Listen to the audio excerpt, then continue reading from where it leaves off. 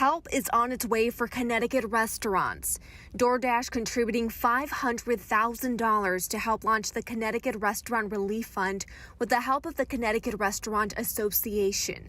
The money meant to be distributed as grants to businesses who are struggling to survive. We're hoping to be able to provide up to like 100 restaurants $5,000 grants. One of the businesses applying for a grant is the Charles in Wethersfield. The restaurant opened its doors during the pandemic.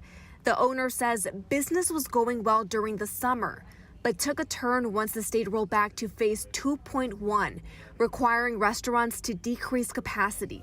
So rolling back to 2.1, we had to make, big decisions for the business. We did have to let go of some staff. The grants also meant for those who have lost at least 25% of their sales in 2020 compared to 2019, as well as those who have been left out from receiving federal or state aid.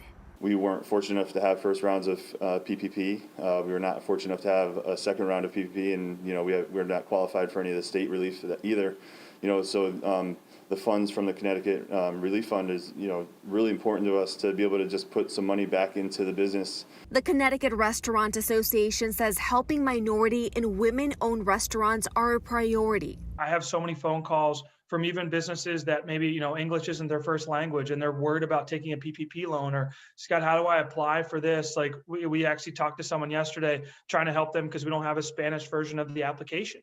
But for us, that's important.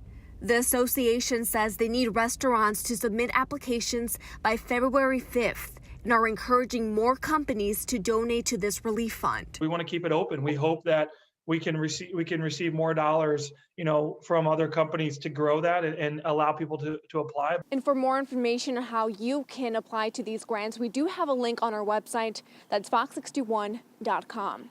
Reporting in Wethersfield, Lisette Nunez, Fox 61 News. All right, still to come here on the news at 4. Snow